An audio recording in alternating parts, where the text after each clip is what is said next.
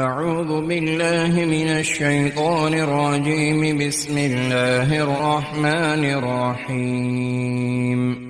يعتذرون إليكم إذا رجعتم إليهم قل لا تعتذروا لن نؤمن لكم قد نبأنا الله من أخباركم وسيرى الله عملكم ورسوله ثم تردون إلى عالم الغيب والشهادة فينبئكم بما كنتم تعملون. سيحلفون بالله لكم إذا انقلبتم إليهم لتعرضوا عنهم فأعرضوا عنهم إنهم رجس ومأواهم جهنم جزاء بما كانوا يكسبون. يحلفون لكم لترضوا عنهم فإن ترضوا عنهم فإن الله لا يرضى عن القوم الفاسقين. الأعراب أشد كفرا ونفاقا وأجدر ألا يعلم حدود ما أنزل الله على رسوله والله عليم حكيم. ومن الأعراب من يتخذ ما ينفق مغرما ويتربص بكم الدوائر عليهم دائرة السوء والله سميع عليم. ومن الأعراب من يؤمن بالله واليوم الآخر ويتخذ ما ينفق قربات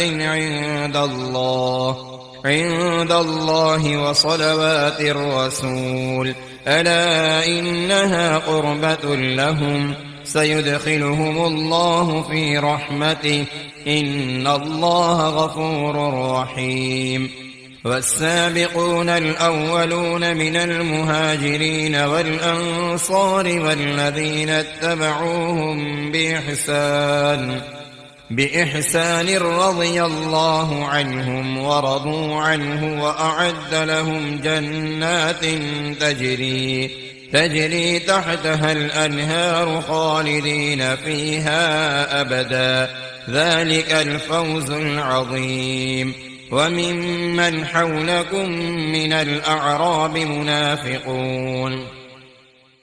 ومن أهل المدينة مردوا على النفاق لا تعلمهم نحن نعلمهم سنعذبهم مرتين ثم يردون إلى عذاب عظيم. وآخرون اعترفوا بذنوبهم خلطوا عملا صالحا وآخر سيئا عسى الله أن يتوب عليهم إن الله غفور رحيم. خذ من أموالهم صدقة تطهرهم وتزكيهم بها وصل عليهم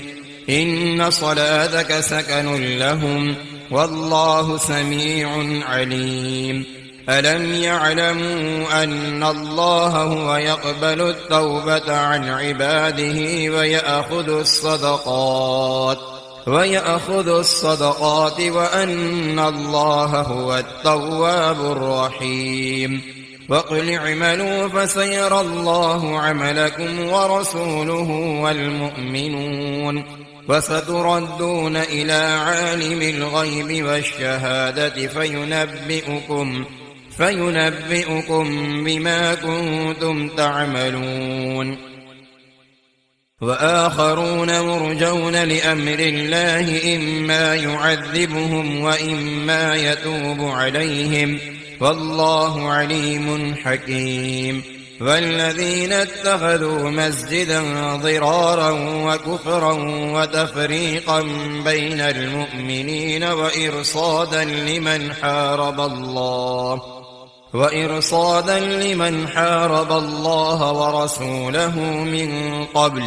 وليحلفن إن أردنا إلا الحسنى والله يشهد إنهم لكاذبون. لا تقم فيه أبدا لمسجد أسس على التقوى من أول يوم أحق أن تقوم فيه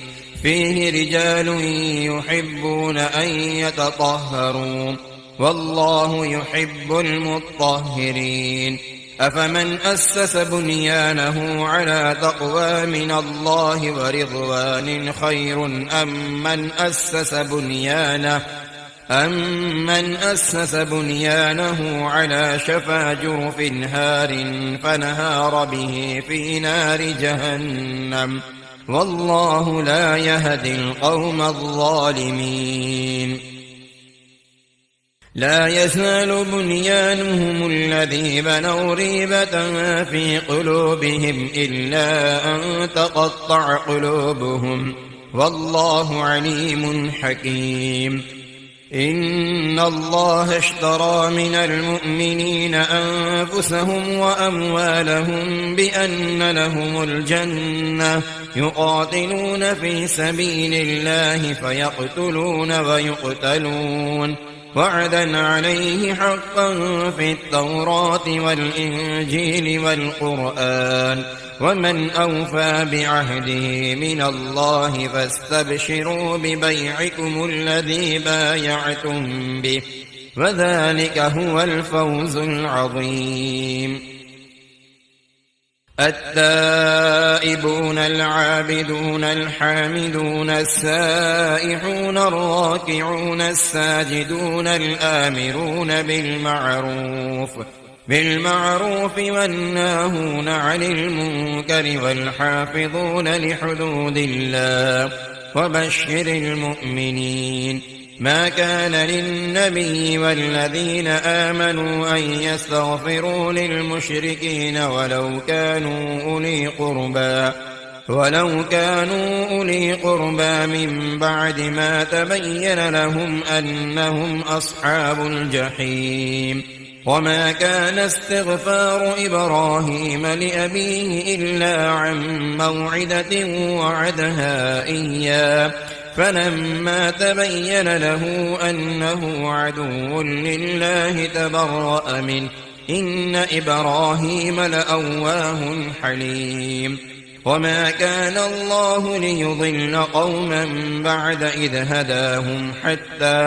حتى يبين لهم ما يتقون إن الله بكل شيء عليم إن الله له ملك السماوات والأرض يحيي ويميت وما لكم من دون الله من ولي ولا نصير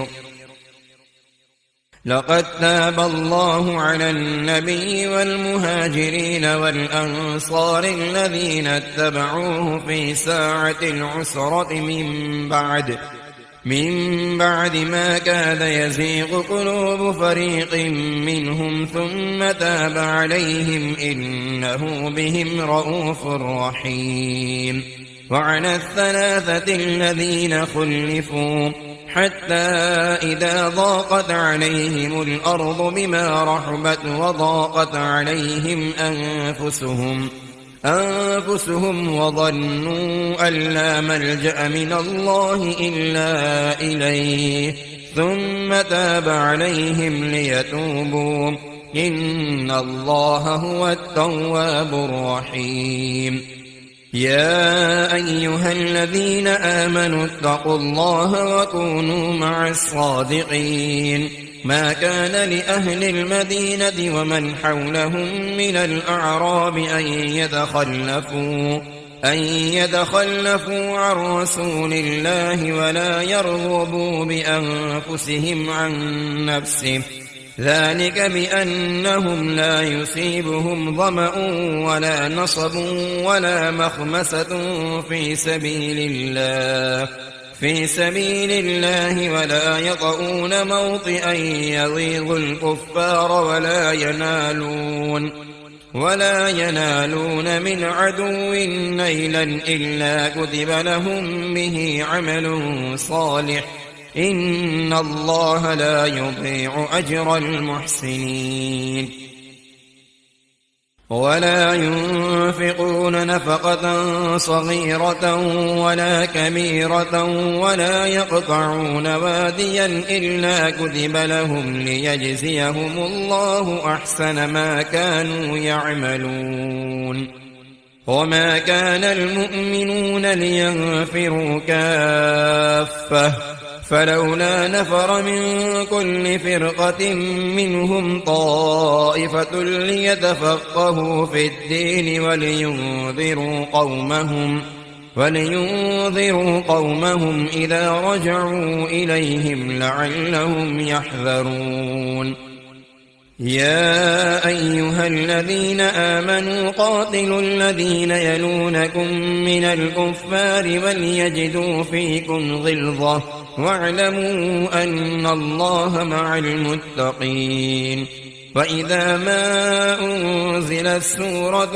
فمنهم من يقول أيكم زادته هذه إيمانا فأما الذين آمنوا فزادتهم إيمانا وهم يستبشرون وأما الذين في قلوبهم مرض فزادتهم رجسا إلى رجسهم وماتوا وهم كافرون أولا يرون أنهم يفتنون في كل عام مرة أو مرتين ثم لا يتوبون ولا هم يذكرون وإذا ما أنزلت سورة نظر بعضهم إلى بعض هل يراكم من أحد ثم انصرفوا صرف الله قلوبهم بأنهم قوم لا يفقهون لقد جاءكم رسول من أنفسكم عزيز عليه ما عنتم حريص عليكم بالمؤمنين رءوف رحيم فإن تولوا فقل حسبي الله لا إله إلا هو عليه توكلت وهو رب العرش العظيم بسم الله الرحمن الرحيم ألف لام را تلك آيات الكتاب الحكيم أكان للناس عجبا أن أوحينا إلى رجل منهم أن أنذر الناس وبشر الذين آمنوا أن لهم قدم صدق عند ربهم قال الكافرون إن هذا لساحر مبين إن ربكم الله الذي خلق السماوات والأرض في 6 أيام ثم استوى على العرش يدبر الأمر ما من شفيع إلا من بعد إذنه ذلكم الله ربكم فاعبدوه أفلا تذكرون إليه مرجعكم جميعا وعد الله حقا إنه يبدأ الخلق ثم يعيده ليجزي الذين آمنوا وعملوا الصالحات بالقسط والذين كفروا لهم شراب من حميم وعذاب أليم بما كانوا يكفرون هو الذي جعل الشمس ضياء والقمر نورا وقدره منازل لتعلموا عدد السنين والحساب ما خلق الله ذلك إلا بالحق يفصل الآيات لقوم يعلمون إن في اختلاف الليل والنهار وما خلق الله في السماوات والأرض لآيات لقوم يتقون إن الذين لا يرجون لقاءنا ورضوا بالحياة الدنيا واطمأنوا بها والذين هم عن آياتنا غافلون أولئك مأواهم النار بما كانوا يكسبون إن الذين آمنوا وعملوا الصالحات يهديهم ربهم بإيمانهم تجري من تحتهم الأنهار في جنات النعيم دعواهم فيها سبحانك اللهم وتحيتهم فيها سلام وآخر دعواهم أن الحمد لله رب العالمين. ولو يعجل الله للناس الشر استعجالهم بالخير لقضي إليهم أجلهم فنذر الذين لا يرجون لقاءنا في طغيانهم يعمهون. وإذا مس الإنسان الضر دعانا لجنبه أو قاعدا أو قائما فلما كشفنا عنه ضره مر كأن لم يدعنا إلى ضر مسه كذلك زين للمسرفين ما كانوا يعملون. ولقد أهلكنا القرون من قبلكم لما ظلموا وجاءتهم رسلهم بالبينات وما كانوا ليؤمنوا كذلك نجزي القوم المجرمين. ثم جعلناكم خلائف في الأرض من بعدهم لننظر كيف تعملون. وإذا تتلى عليهم آياتنا بينات قال الذين لا يرجون لقاءنا ائت بقرآن غير هذا أو بدل قل ما يكون لي أن أبدله من تلقاء نفسي إن أتبع إلا ما يوحى إلي إني أخاف إن عصيت ربي عذاب يوم عظيم. قل لو شاء الله ما تلوته عليكم ولا أدراكم به فقد لبثت فيكم عمرا من قبله أفلا تعقلون. فمن أظلم ممن افترى على الله كذبا أو كذب بآياته إنه لا يفلح المجرمون. ويعبدون من دون الله ما لا يضرهم ولا ينفعهم ويقولون هؤلاء شفعاؤنا عند الله قل أتنبئون الله بما لا يعلم في السماوات ولا في الأرض سبحانه وتعالى عما يشركون. وما كان الناس إلا أمة واحدة فاختلفوا ولولا كلمة سبقت من ربك لقضي بينهم فيما فيه يختلفون. ويقولون لولا أنزل عليه آية من ربه فقل إنما الغيب لله فانتظروا إني معكم من المنتظرين. وإذا أذقنا الناس رحمة من بعد ضراء مستهم إذا لهم مكر في آياتنا قل الله أسرع مكرا إن رسلنا يكتبون ما تمكرون. هو الذي يسيركم في البر والبحر حتى إذا كنتم في الفلك وجرين بهم بريح طيبة وفرحوا بها جاءتها ريح عاصف وجاءهم الموج من كل مكان وظنوا أنهم أحيط بهم دعوا الله مخلصين له الدين لئن أنجيتنا من هذه لنكونن من الشاكرين. فلما أنجاهم إذا هم يبغون في الأرض بغير الحق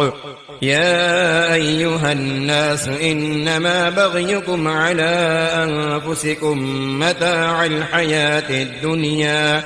ثم إلينا مرجعكم فننبئكم بما كنتم تعملون. إنما مثل الحياة الدنيا كماء إن أنزلناه من السماء فاختلط به نبات الأرض مما يأكل الناس والأنعام حتى إذا أخذت الأرض زخرفها وزينت وظن أهلها أنهم قادرون عليها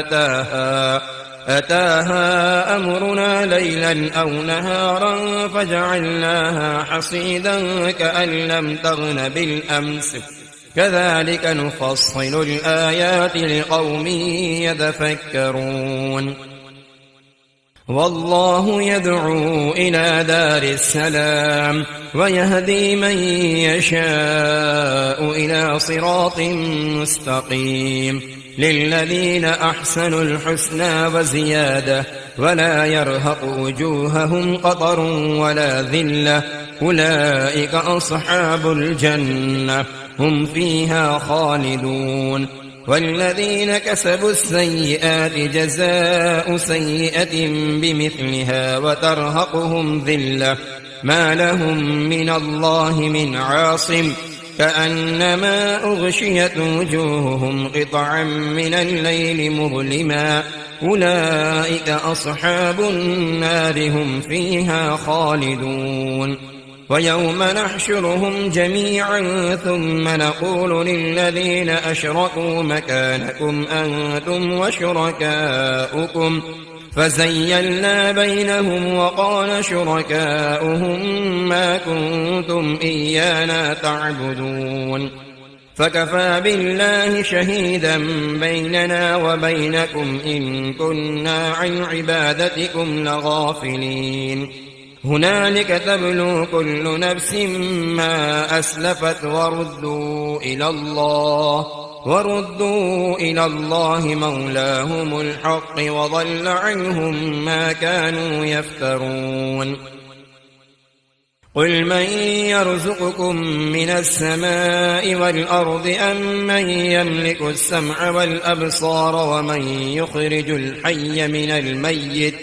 من الميت ويخرج الميت من الحي ومن يدبر الأمر فسيقولون الله فقل أفلا تتقون فذلكم الله ربكم الحق فماذا بعد الحق إلا الضلال فأنى تصرفون كذلك حقت كلمة ربك على الذين فسقوا أنهم لا يؤمنون قل هل من شركائكم من يبدأ الخلق ثم يعيده قل الله يبدأ الخلق ثم يعيده فأنى تؤفكون قل هل من شركائكم من يهدي إلى الحق قل الله يهدي للحق أفمن يهدي إلى الحق أحق أن يتبع أم من لا يهدي إلا أن يهدى فما لكم كيف تحكمون وما يتبع أكثرهم إلا ظنا إن الظن لا يغني من الحق شيئا إن الله عليم بما يفعلون وما كان هذا القرآن أن يفترى من دون الله ولكن تصديق الذي بين يديه وتفصيل الكتاب لا ريب فيه من رب العالمين أم يقولون افترى قل فأتوا بسورة مثله وادعوا من استطعتم من دون الله إن كنتم صادقين بل كذبوا بما لم يحيطوا بعلمه ولما يأتهم تأويله كذلك كذب الذين من قبلهم فانظر كيف كان عاقبة الظالمين ومنهم من يؤمن به ومنهم من لا يؤمن به وربك أعلم بالمفسدين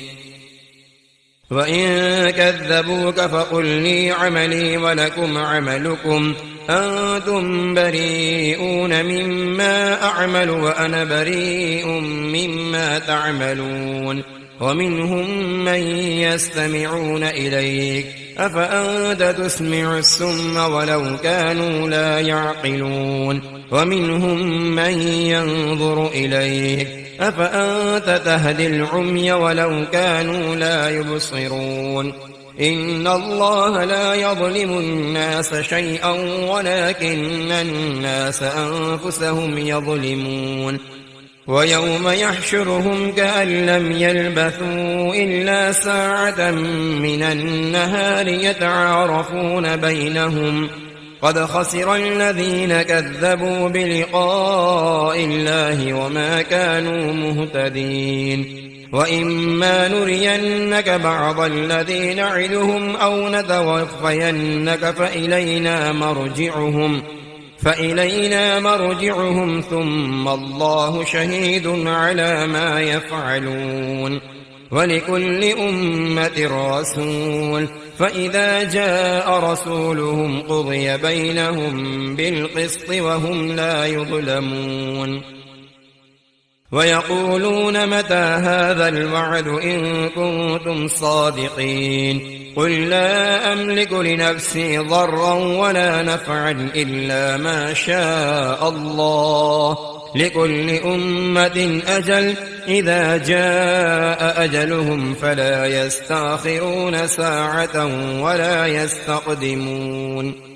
قل أرأيتم إن أتاكم عذابه بياتا أو نهارا ماذا يستعجل منه المجرمون أثم إذا ما وقع آمنتم به الآن وقد كنتم به تستعجلون ثم قيل للذين ظلموا ذوقوا عذاب الخلد هل تجزون إلا بما كنتم تكسبون ويستنبئونك أحق هو قل إي وربي إنه لحق وما أنتم بمعجزين ولو أن لكل نفس ظلمت ما في الأرض لافتدت به وأسروا الندامة لما رأوا العذاب وقضي بينهم بالقسط وهم لا يظلمون ألا إن لله ما في السماوات والأرض ألا إن وعد الله حق ولكن أكثرهم لا يعلمون هو يحيي ويميت وإليه ترجعون يا أيها الناس قد جاءتكم موعظة من ربكم وشفاء لما في الصدور وهدى ورحمة للمؤمنين قل بفضل الله وبرحمته فبذلك فليفرحوا هو خير مما يجمعون قل أرأيتم ما أنزل الله لكم من رزق فجعلتم منه حراما وحلالا قل الله أذن لكم أم على الله تفترون وما ظن الذين يفترون على الله الكذب يوم القيامة إن الله لذو فضل على الناس ولكن أكثرهم لا يشكرون وما تكون في شأن وما تتل منه من قرآن ولا تعملون من عمل إلا كنا عليكم شهودا إذ تفيضون فيه وما يعزب عن ربك من مثقال ذرة في الأرض ولا في السماء ولا أصغر من ذلك ولا أكبر إلا في كتاب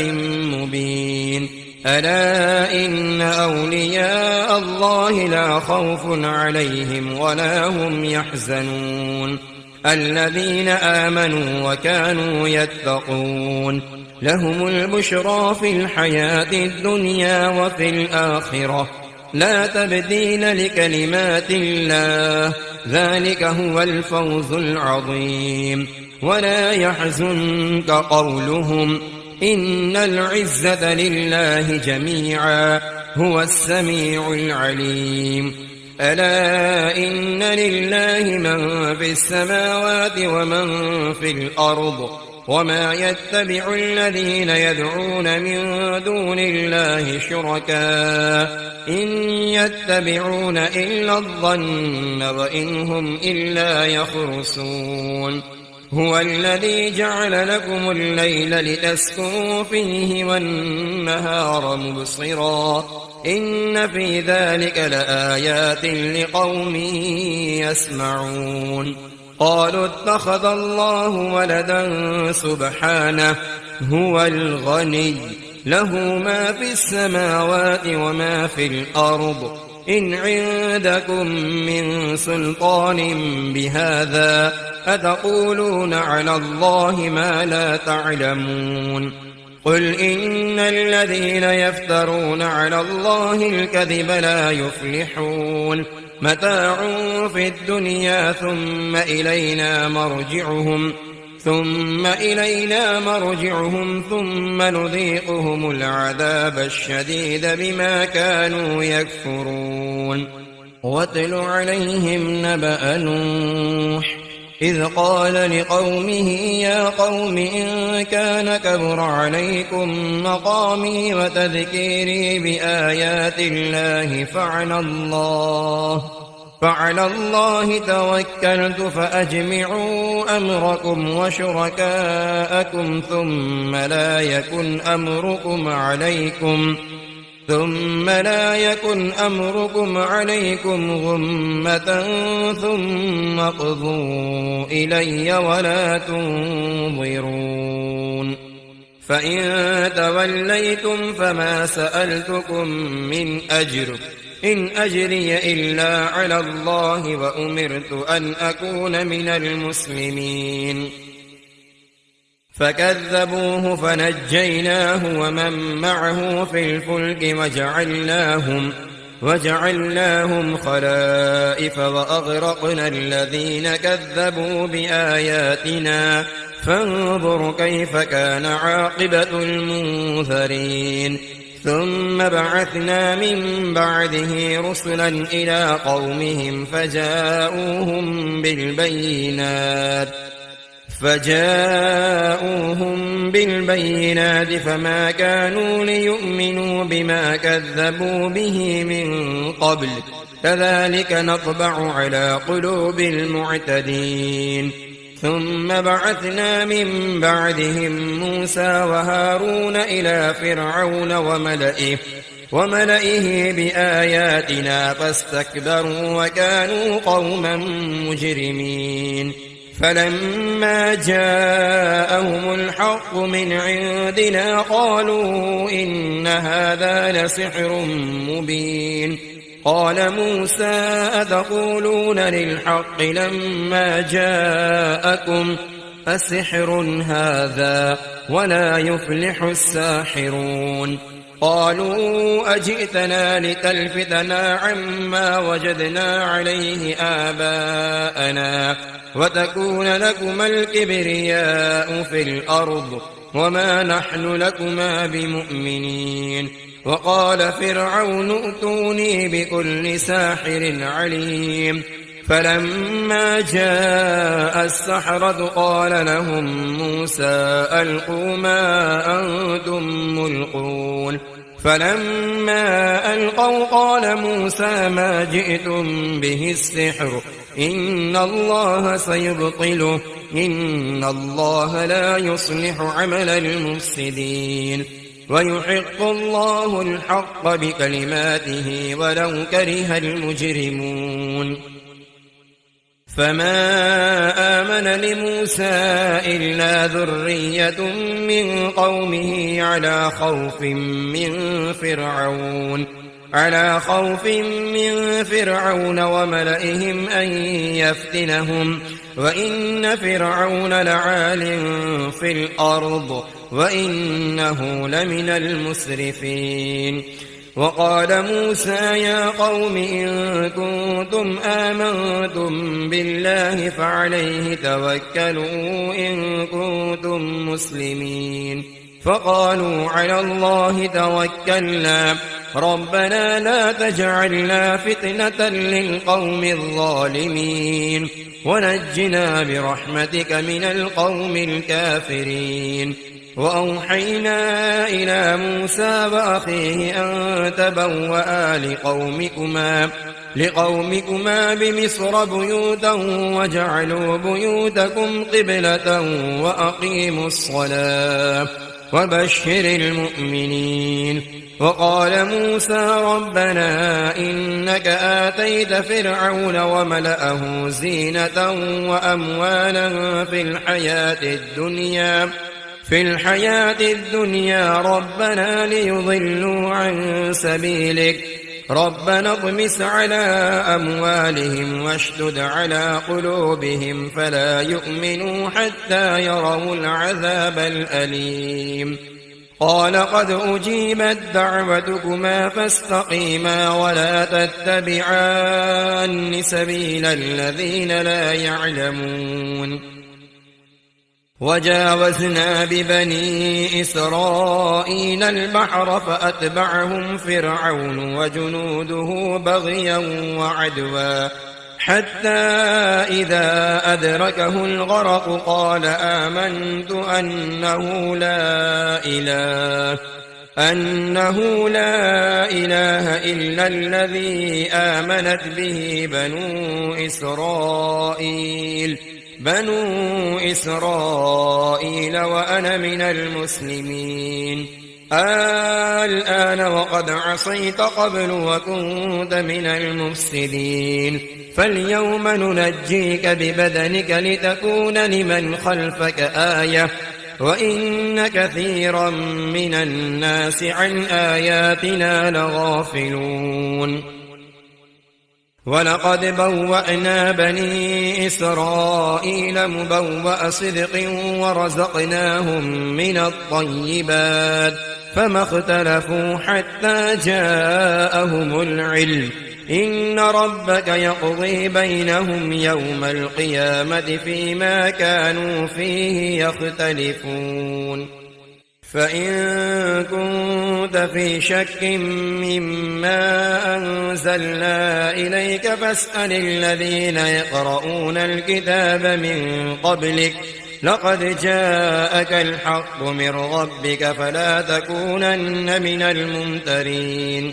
ولا تكونن من الذين كذبوا بآيات الله فتكون من الخاسرين. إن الذين حقت عليهم كلمة ربك لا يؤمنون ولو جاءتهم كل آية حتى يروا العذاب الأليم. فلولا كانت قرية آمنت فنفعها إيمانها إلا قوم يونس لما آمنوا كشفنا عنهم عذاب الخزي في الحياة الدنيا ومتعناهم إلى حين. ولو شاء ربك لآمن من في الأرض كلهم جميعا أفأنت تكره الناس حتى يكونوا مؤمنين. وما كان لنفس أن تؤمن إلا بإذن الله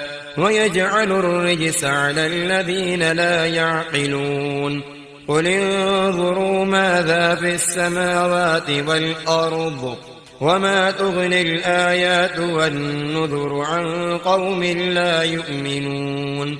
فهل ينتظرون إلا مثل أيام الذين خلوا من قبلهم قل فانتظروا إني معكم من المنتظرين ثم ننجي رسلنا والذين آمنوا كذلك حقا علينا ننجي المؤمنين. قل يا أيها الناس إن كنتم في شك من ديني فلا أعبد الذين تعبدون من دون الله ولكن أعبد الله الذي يتوفاكم وأمرت أن أكون من المؤمنين وأن أقم وجهك للدين حنيفا ولا تكونن من المشركين. ولا تدع من دون الله ما لا ينفعك ولا يضرك، فإن فعلت فإنك إذا من الظالمين. وإن يمسسك الله بضر فلا كاشف له إلا هو، وإن يردك بخير فلا راد لفضله، يصيب به من يشاء من عباده، وهو الغفور الرحيم. قل يا أيها الناس قد جاءكم الحق من ربكم، فمن اهتدى فإنما يهتدي لنفسه، ومن ضل فإنما يضل عليها، وما أنا عليكم بوكيل. واتبع ما يوحى إليك واصبر حتى يحكم الله، وهو خير الحاكمين. بسم الله الرحمن الرحيم. ألف لام را، كتاب أحكمت آياته ثم فصلت من لدن حكيم خبير، ألا تعبدوا إلا الله إنني لكم منه نذير وبشير. وأن استغفروا ربكم ثم توبوا إليه يمتعكم متاعا حسنا إلى أجل مسمى ويؤت كل ذي فضل فضله، وإن تولوا فإني أخاف عليكم عذاب يوم كبير. إلى الله مرجعكم وهو على كل شيء قدير. ألا إنهم يثنون صدورهم ليستخفوا منه، ألا حين يستغشون ثيابهم يعلم ما يسرون وما يعلنون، إنه عليم بذات الصدور.